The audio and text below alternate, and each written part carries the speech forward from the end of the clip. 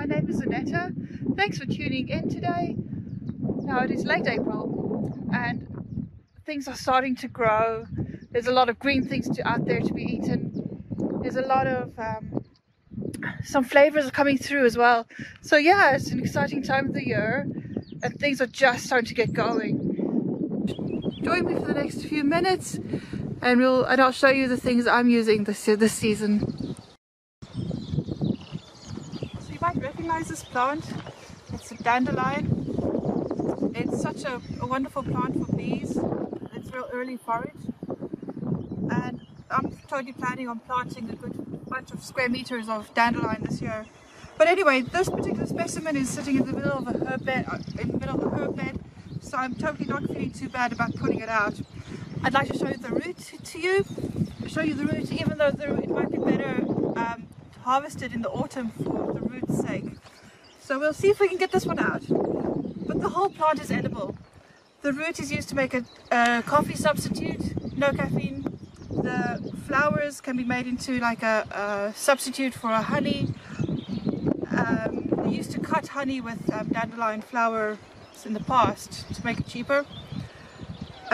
People make wine from the flowers, and the leaves are great as either salad vegetable or great for cooked. So I'm going to go ahead and see about getting this thing out without disturbing the rosemary. Hello.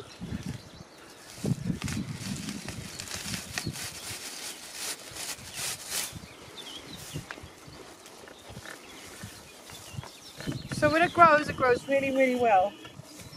So we're going to have a lot of greens out of this one.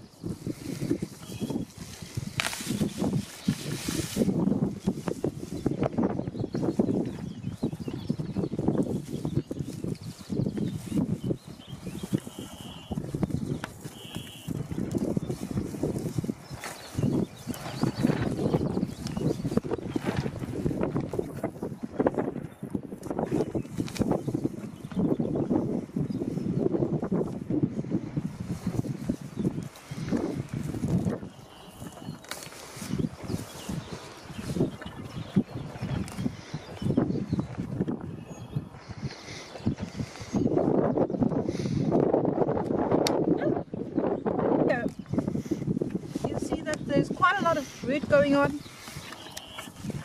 and I'm not sure I can get it out this time. I might just come back with a trowel.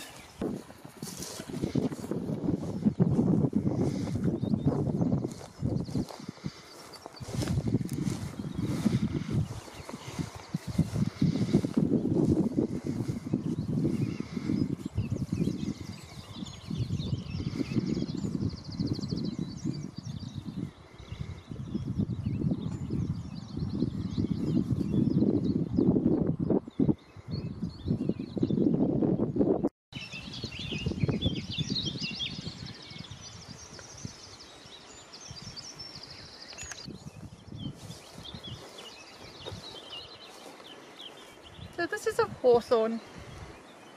It's quite interesting now, but because it's one of the first trees to leaf out. It's got these really crenellated leaves, and this is in the rose family. So in May, so next month, you'll see this will be completely covered in white blossoms, and it's so beautiful. Make a tincture of the blossoms, and it's quite good for heart things. It's supposed to help normalize the heart. So the leaves are edible when they're so young. The little blossoms are edible when they're young as well. But what makes this tree really exciting is the haw-berries that come out in September, October. So the haw-berries, they provide good food for birds throughout the winter. But they're really excellent food for humans too. What I like to do is to gather a bunch of them and then squash them together with my hands and then push them through a sieve, and they make fruit leather. And then add a few things to it to make it a little bit more palatable. But I take it to bring down my cholesterol levels. I don't know if that's working, but that's just what I'm doing. And it's actually quite pleasant. It's very high in pectin. So yeah, it's a really good tree. It's you'd often see a single hawthorn tree in a field. There's one way over there. It's a single tree, and it's absolutely so beautiful in May when all the blossoms are out. So we're going to go crawl through this hawthorn hedge edge. It's down the hill a bit here.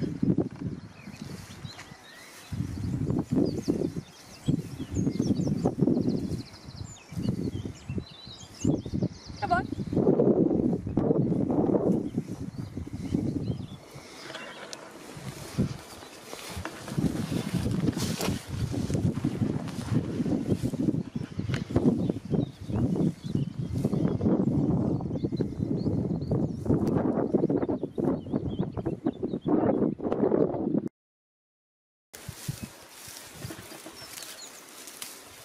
Is a plant of meadows, and I found them in woodlands as well. It's called pignut. So it's in the carrot family. The leaves give it away, but not always. And this plant, if we're lucky, we'll get or careful at least, we'll manage to get it to the tuber, which tastes really quite nice. But the thing is that this stem is so weak. You can see it's just getting weaker and weaker as it goes further into the ground.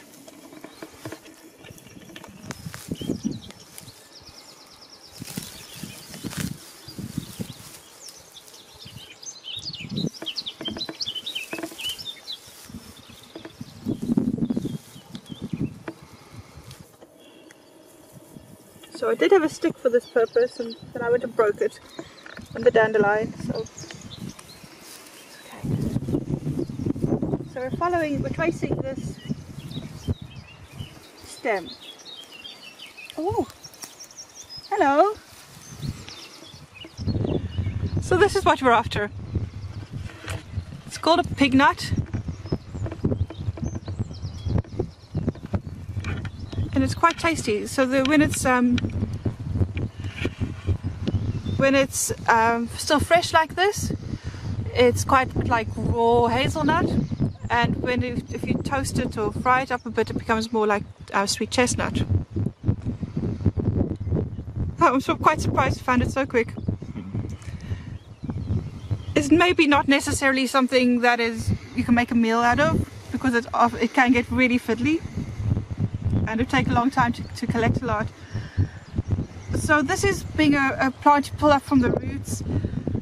You will want to get the landowner's permission for doing so. I wonder if it's worth going for another one. Come on, you. So this is primrose. So it's really one of these flowers that tells you it's springtime. They've got a lovely scent and they're edible. So they're just going to go into a salad, just to garnish a bit of salad. Do not overpick these. So just a few from each plant is good. So we're going to go off and look for some hogweed and nettles now.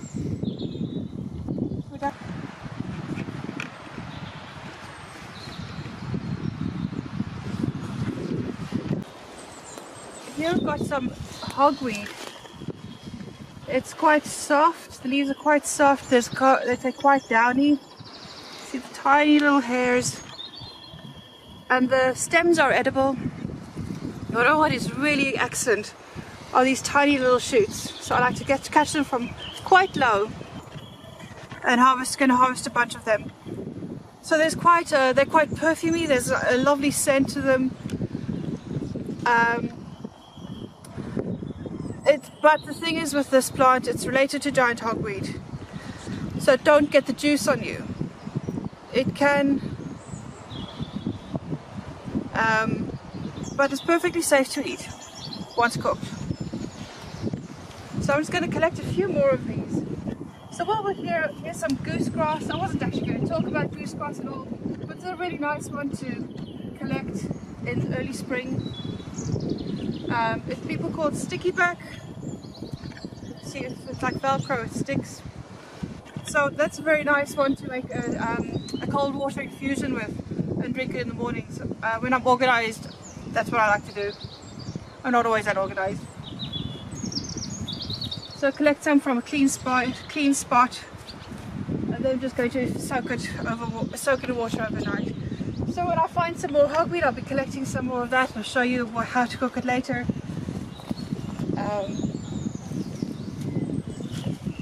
this way and we'll see what else we see.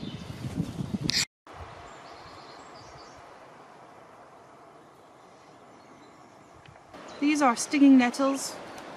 They're really at their very best in spring, so everyone knows what a nettle is. But I'm not sure everybody knows how great they taste. So we're just going to harvest a few. A knife or scissors is appropriate. Gloves is also appropriate. But if you grasp them tight enough, they're not that much of a problem. So nettles contain a lot of vitamins. They're definitely part of the greens that people used to eat in the spring.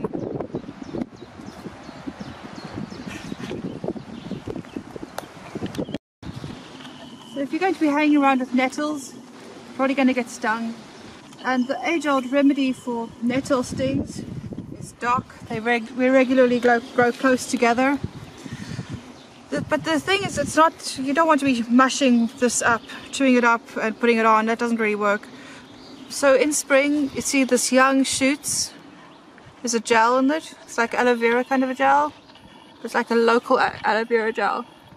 And it goes on real slick. So that's what you do for nettle stings.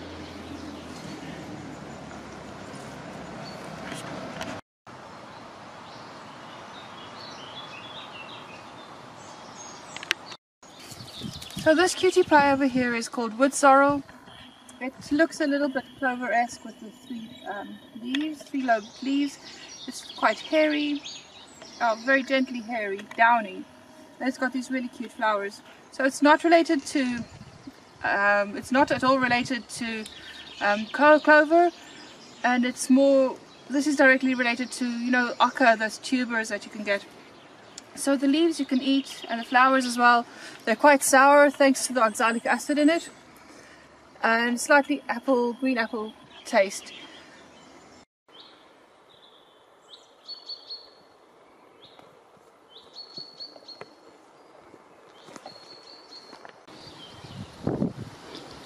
So I believe this is one of the mustards. It's in the Brassica family, so related to cabbages. You can tell the relation because of the plus shaped flower.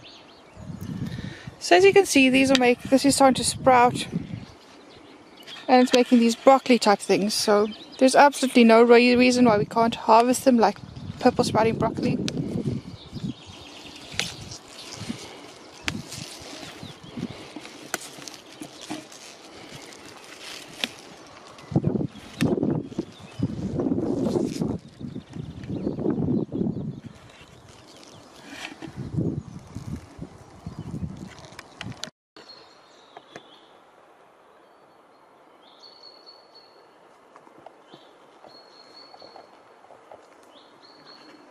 So this is a flowering currant. The flowers smell quite, some people describe it as a catwy smell, but there's something a lot richer going on there as well. Something like, there's a bit of rosemary and other flavours. So we're going to be harvesting a bunch of these flowers today. Not entirely from this bush, there's a huge bush around the corner. And I'm going to be harvesting some leaves as well. So the flowers are going to go into a wine and to make cordials, and the leaves are going to dry for tea. Shall we? Hi, this bush is so beautiful. It's so big, and I've been picking it out for a good long time, and I've hardly made a dent in the amount of flowers, the total number of flowers on the bush. It's related to blackcurrant. As you can see, the leaves, they look very blackcurrantish. And what else is there? This is a great bee plant. It's so if you can find a space for it in your garden, do try and get a cutting or a few cuttings from this plant. It will grow very well from cuttings, and stick it in your garden because it provides early forage for bees. Well, this very attractive, cute little plant is called chickweed. It grows very well in rich soils. So it's sitting here growing in the polytunnel. So when greens were a bit scarcer during the winter, I would have chop them off and add them to salads. Very nice, tasty little plant. It's got these star-shaped flowers. Real pretty little thing.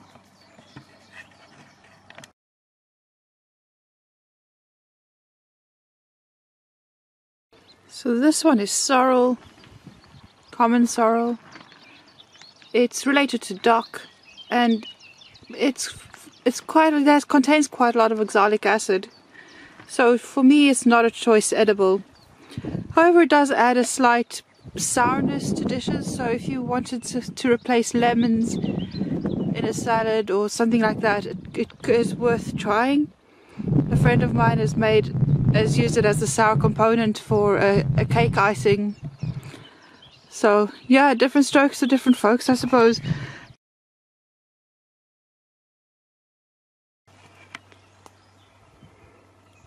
These pretty blossoms here are slow blossoms, or it's also known as blackthorn. So they put their flowers out before their leaves, opposite to hawthorn, which puts its leaves out before its flowers.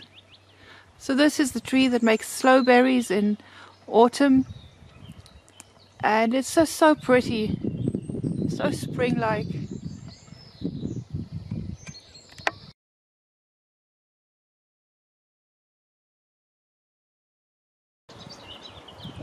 In May and June I hope to be harvesting some of these spruce tips. They'll get quite long. These are the fresh green tips I'm talking about. They should get quite long, maybe that long, and be easy to harvest. A good few litres of them to make a very possible beer. Well, fake beer. So it tastes like beer, but it's actually a wine. So yeah, so you know, spruces tend to be very spiky. The needles are spiky, so much spikier than other conifers.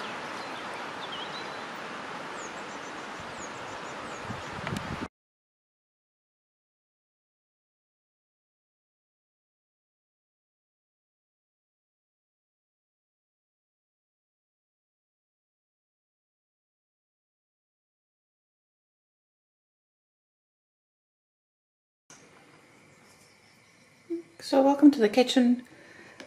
So while we were gone, I picked through the dandelion leaves. I separated the buds out, the small buds. These are going to get packed into a jar with vodka and become dandelion bitters. I've never tried that before, so I'll give that a go. I've separated out the flowers from the leaves, and then there's a whole pile of things, stuff to go into compost. That's the mustardy thing. Over here are the nettles, the flowers you picked, the hogweed, the dandelion root that I managed to get out of the ground, and the goosegrass or cleavers. And in this little pot over here is the flowering currant leaves. The flowering currant flowers are in the pot, I'm busy heating that up gently to draw the colour out. So just quickly cook some of these things, and then I'll show you a few other things that you can be harvesting this year. So I'm going to just wash the dandelion leaves, put them through a salad spinner, and then we're going to chop them up nice and small.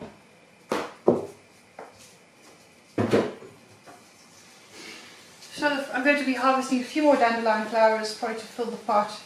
And so you layer, John Wright in his River Cottage Handbook has a recipe for wildflower cordial, so I'm going to make a cordial from these. So it's put on sugar, you layer flowers of sugar, leave it for 24 hours, and then the following day add water and bring it up to the boil and make cordial. So yeah, I'm going to need more flowers to finish this recipe.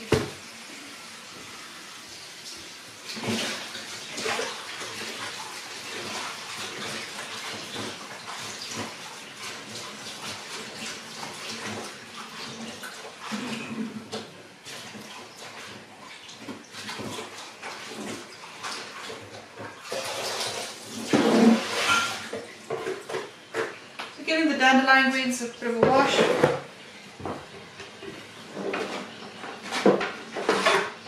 Chop them.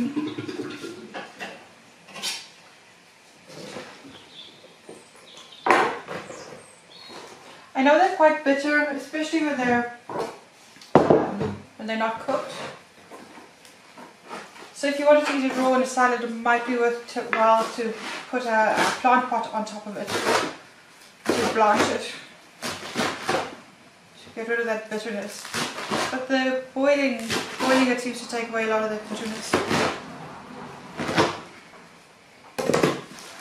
So I was mentioning earlier, this is seemingly a dish very popular in Greece, or at least was at one point. It's a mixed greens kind of a dish. And it would have been cooked with some water, boiled up actually. Like I don't typically boil up vegetables because a lot of the nutrition goes out. But you can drink the tea at the end, which is very pleasant. I'm going to put the nettles in together with this, so it's a mixed greens dish. I'm going to throw a bit of water on top of that.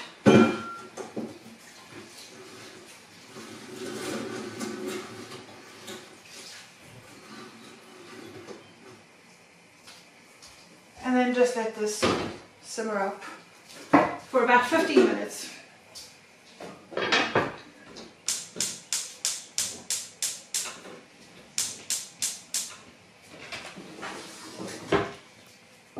So the flowering currants have simmered up. I just put a bit of water onto them. So see this kind of purpley liquid comes out. Don't really let it boil too much, just simmer it up a bit.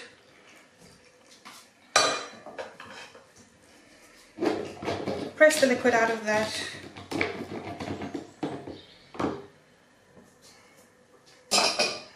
Determine how much sugar you've got, liquid you've got, so there's 300 milliliters there. So I'm going to put 200 grams of sugar.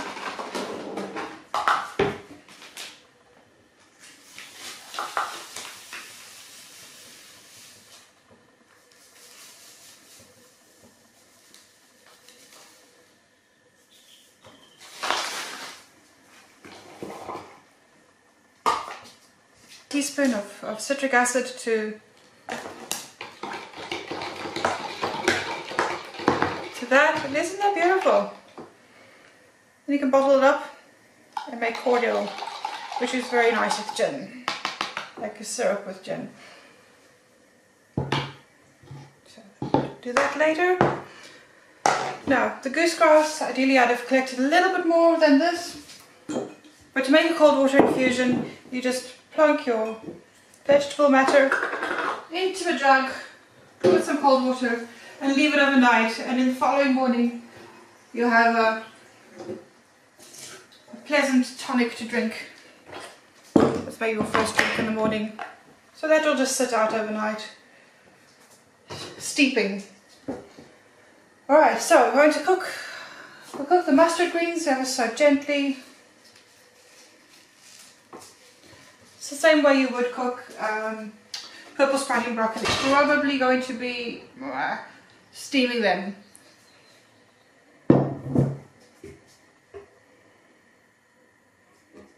So I'm going to just steam them on top of the other vegetables.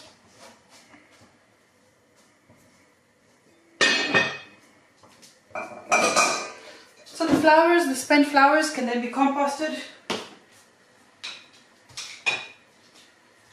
Right, so the hogweed shoots. Collect a few more of them. I'm going to make a very quick tempura batter. It's going to be very lazy person's dandelion roots that last year I'd harvested and washed them and chopped them quite small and then roasted. So dried in the oven and then roasted on fairly low until it went dry and crunchy. It could actually have roasted for a bit longer and got a bit darker. But anyway, I'm going to put some hot water onto this because it's going to make a very pleasant coffee style drink. Be under no illusion, this does not taste like coffee. It just is more similar to coffee than it is to tea. So the best time to harvest the roots is in autumn when they're full, and that is when they're at their best for roots. Greens tend to be at their best in spring when it's when they're fresh and young and gorgeous. So this is the water that I pulled off of the greens that were boiling. So I boiled the greens for about 10 minutes, and this really lovely water came off of it. Now this is very nice with a little bit of salt.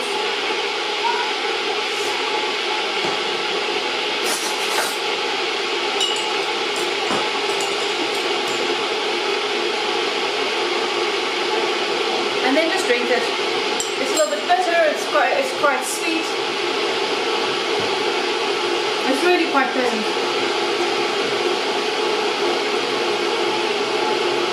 So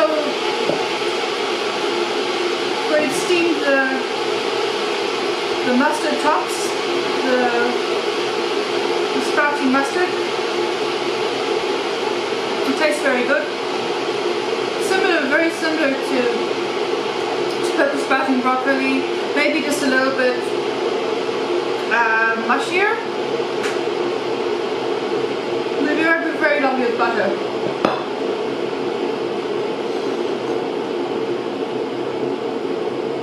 Then the hogweed tempura shoots.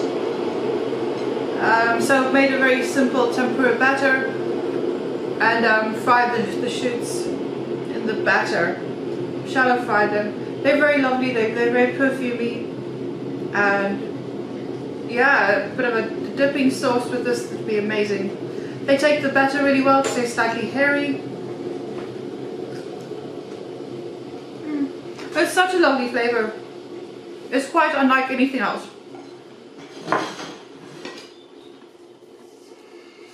So it makes these seeds in autumn that also are quite unlike anything else. I like to harvest them. I like to mix them into drinks or just use them as a spice.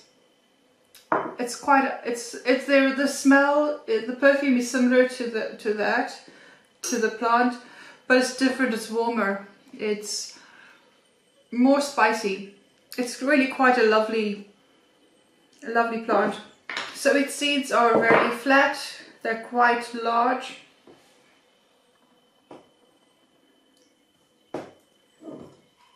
I definitely want to get to know, want to become familiar with. It's hogweed. In this little jar I collected fir needles last year. So there's a forest around here, a fir forest that is it's an amenity forest, so they don't spray. And it's yeah, I like to collect the fir needles and then dry them. You know, I could dry them in a bag, in a paper bag or something like that. And then put it through the food processor and blender actually to blitz down into powder. So you can put a bit of sugar into this and it's delicious. It's like sherbet. But this smells somewhat of oranges and pine and it's a little bit lemony at the same time. It's a lovely, it's a really lovely ingredient. Use it to decorate cakes. Now I've really been missing the seaside this year. I've hardly seen the sea this year because we're in the middle of Tipperary. But I did a few years ago harvest some dulse from somewhere.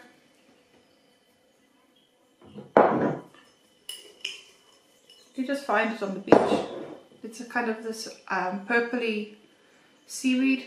It's very high in salt and iodine. Oh, and it's just so lovely. So this would be really lovely in mashed potato. It's traditional to make dulse and potato cakes. In this jar I've got the haw-berry leather. To make this I collected up a whole pile of haw berries in September, and put them into the pot with a bit of water and just mash them down, simmer them down till they're mushy. And then with my hands I worked it so I could get the seeds out, well, to loosen the seeds away from the body of the fruit, and then put it through a colander to get the seeds out, and then put it through a sieve to get all the other bits out. And so then you're left with the flesh and the pulp. And I added a bit of beetroot powder to improve the colour, because the colour was terrible, and a bit of sugar just to make it taste better. And it's really quite pleasant. Like I said, I eat this medicinally. It's got such a lovely flavour, like slightly appley. It's lovely. Now in July you can harvest linden blossom or lime tree or tiliel. It goes by lots of names. And so it's in July. They often grow around churchyards, and it smells like honey, like the best honey. So it makes a lovely tea in its own right, but it's also really good mixed with other teas. It's calming, it's a soothing kind of a brew. Highly recommend collecting some linden blossom. Now, nettles are wonderful in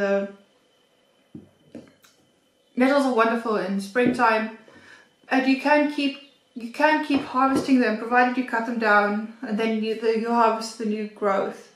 So you can keep a patch of nettles going for you all year, well, up until, you know, quite late into the year, and it's definitely worth doing. You know, so you cut it down, let the new growth come up, cut that down, and eat that. And so this way you've got constant new growth. But do let some nettles go to seed. They're well worth harvesting. So the nettles grow on male and female plants, have male and female flowers, so it's two different plants. The male plants tend to be a bit taller, and where you'd expect seeds, they're kind of stringy. It's the female ones that female plants that produce seeds.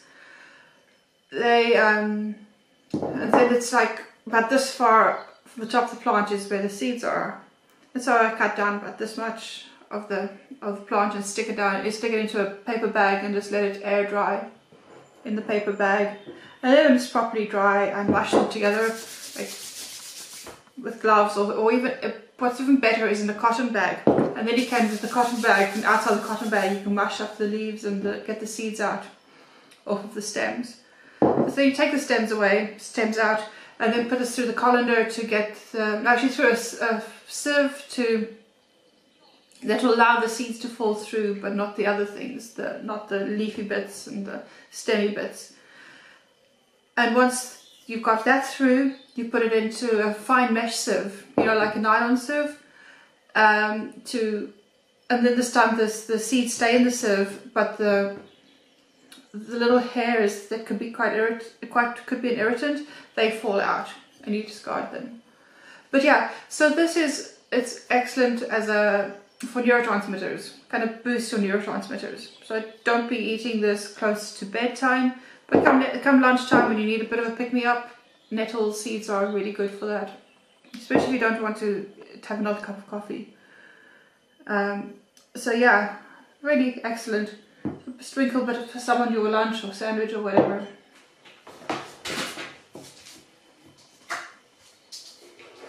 So I was wanting to show you the dandelion coffee.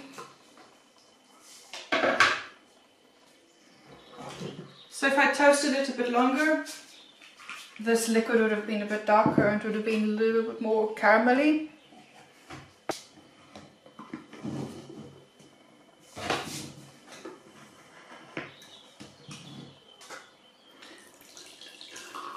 And you could drink it with milk or whatever you like, your coffee, how you like to take your coffee.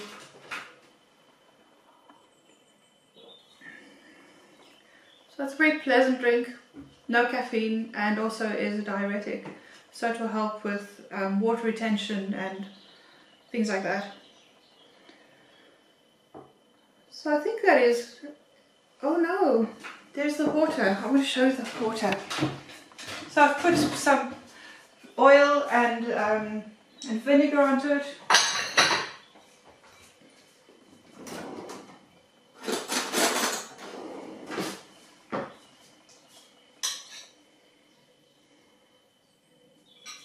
A bit of salt. So this is a mix of nettles and dandelion greens. And it just tastes so healthy.